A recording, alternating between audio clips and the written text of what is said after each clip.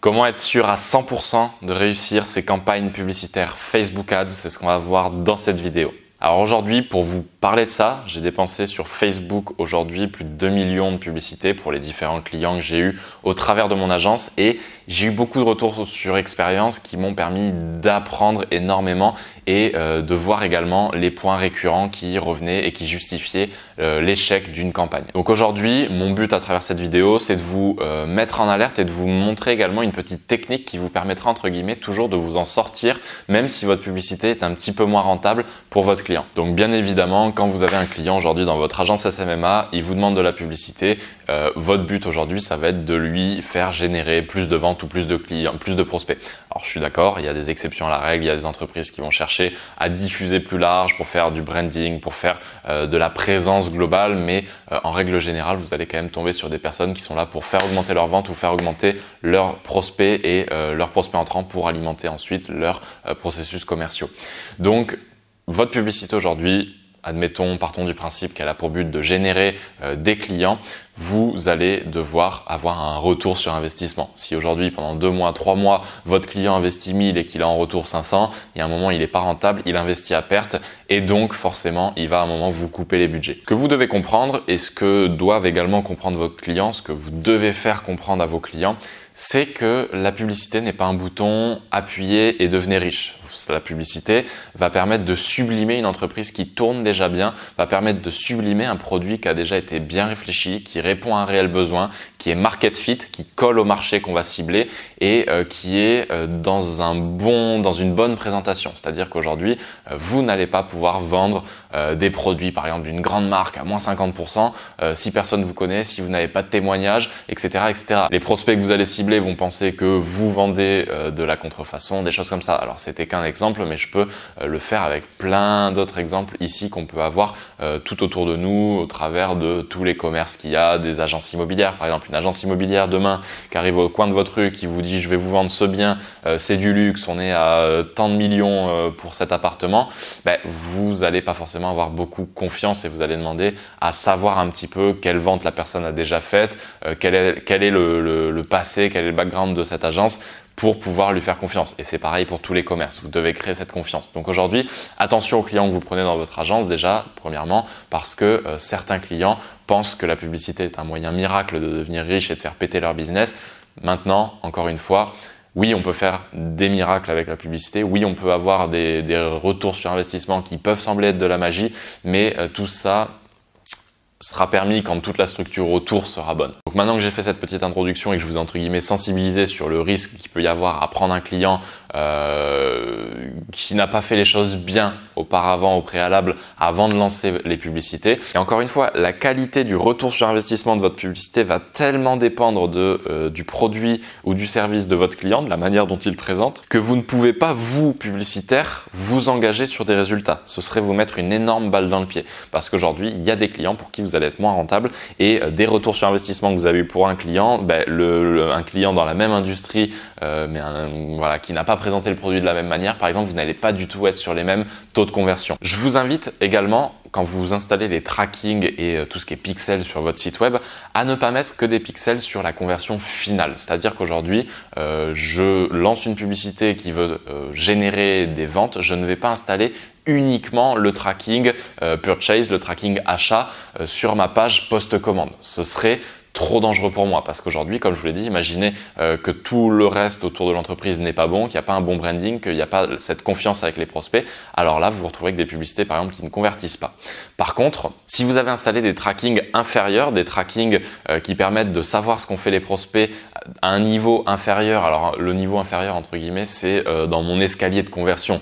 La conversion finale, la plus haute qu'on veut réussir à faire, c'est l'achat. Donc la conversion en dessous, ça va être par exemple l'initiation de paiement. La conversion encore en dessous, ça va être l'ajout au panier. La conversion encore en dessous, ça va être la visite d'une page produit. Et la conversion encore en dessous, ça va être la visite du site en règle générale. Voilà, par exemple, il y a 5 niveaux de conversion.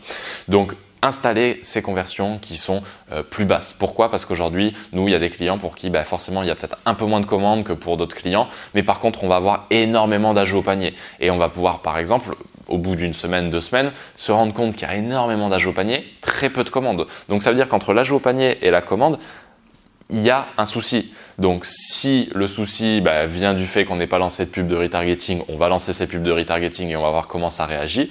Mais par exemple, pour vous prendre l'exemple très concret d'un client récemment, beaucoup d'ajouts au panier, très peu de conversions, très peu d'achats, même si on avait des super publicités de retargeting qui tournaient, tout simplement parce que le processeur de paiement que le client utilisait était un processeur de paiement que je connaissais pas de base, qui était un peu mal utilisé sur un site qu'on n'avait pas qu'on n'a pas repris nous entre guillemets, qu'on n'a pas mis en place avec l'agence. Donc forcément, ce processeur de paiement fonctionnait un petit peu mal et il rajoutait une étape par rapport à Stripe. C'est-à-dire qu'aujourd'hui, Stripe, vous ajoutez au panier, vous initiez un paiement, vous pouvez rentrer directement les coordonnées de carte, vous cliquez sur valider la commande et vous avez acheté. Là, entre l'étape où on initiait le paiement et l'étape pour commander, il y avait 2 étapes. C'est-à-dire qu'il fallait cliquer sur aller vers la page de paiement. Une fois qu'on était sur la page de paiement, on était parti sur une page externe. Donc forcément, on n'était plus sur le site. Donc on perdait le tracking de ce prospect. Il devait rentrer ses coordonnées de carte, valider, puis ensuite ça le ramenait sur le site, etc., etc. Donc le process de conversion était beaucoup trop long. Donc par contre, encore une fois, ce client, j'ai pu lui dire, écoute, on a tant d'ajouts au panier, on a tant de conversions, ça nous fait un taux de conversion de temps qui est exceptionnellement bas, alors qu'on a des publicités de retargeting qui tournent, donc il y a un souci au niveau de ton processeur de paiement, au niveau de l'étape intermédiaire entre l'ajout au panier et l'achat. Donc on a pu changer, on a remis Stripe et tout est revenu à la normale et la campagne est un succès et le client est content. Donc comprenez aujourd'hui que installer ces conversions inférieures vont vous permettre toujours de trouver des moyens d'optimiser l'ensemble avec l'entonnoir de conversion ou les publicités Facebook. En fonction de ce qui ne va pas, vous allez pouvoir, en fonction de ce que vous avez déployé comme solution et comme moyen, vous allez pouvoir comprendre ce qui ne va pas et optimiser tout ça.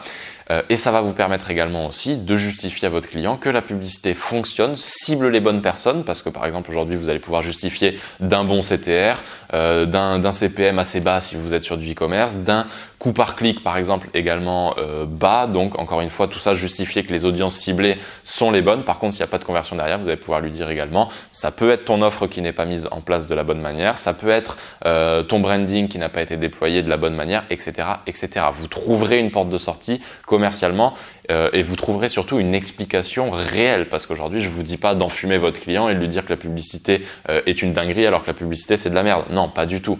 Je vous invite juste à mettre en place des conversions inférieures qui vous permettront d'analyser le comportement de vos clients de manière un peu plus précise pour pouvoir lui justifier d'un éventuel manque de rentabilité sur des ventes ou sur des prospects, mais tout en lui disant quand même qu'aujourd'hui il y a peut-être des leviers d'optimisation. Ensuite, libre au client de faire ces optimisations ou non. S'il veut passer par vous pour les faire, tant mieux. Ça vous permet également, vous, en tant qu'agence, de vendre des produits additionnels. Et si jamais ce client ne veut pas, ça vous permet également de vous dédouaner et de ne pas inclure votre responsabilité dans l'échec de cette campagne.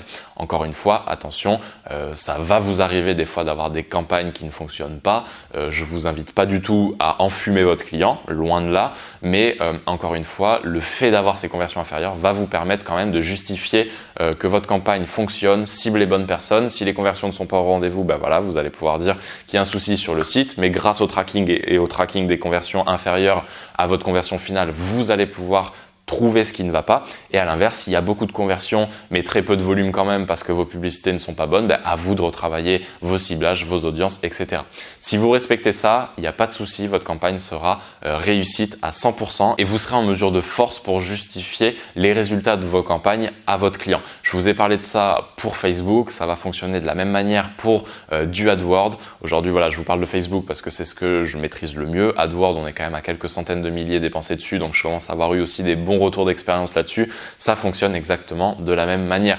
Et je vous ai dit, tracking inférieur avec les ajouts paniers, les initiations de paiement, etc. pour des clients qui vendraient des produits, pour des clients qui vendraient du service ou vous cherchez à avoir des prospects, ça va pouvoir être par exemple de traquer le nombre de personnes qui vont avoir cliqué sur le bouton numéro de téléphone qui vous permettra de savoir combien de personnes ont passé un coup de téléphone au client. Ou ça va pouvoir être de traquer le clic sur X ou X boutons pour savoir qu'est-ce que la personne a fait une fois qu'elle est arrivée sur votre site, tout simplement, avant de faire cette conversion finale. Et encore une fois, ça va vous permettre de créer cette confiance avec votre client parce qu'il va vous voir comme un réel conseil et comme un réel optimisateur de business. C'est-à-dire que vous allez arriver initialement pour lui lancer des publicités, lui générer des ventes. Mais si jamais ces ventes ne sont pas forcément au rendez-vous ou que ses prospects ne sont pas au rendez-vous, vous allez lui donner des pistes aujourd'hui pour réussir à en générer davantage aussi. Donc vous, ça vous permet de créer cette confiance et créer ce lien avec votre client. J'espère que tout ça vous a plu. Si c'est le cas, n'hésitez pas. Dans la description, vous avez le lien vers une masterclass 100% offerte. Elle fait 2 heures, donc elle est costaude. Je vous invite vraiment à aller la voir parce que vous allez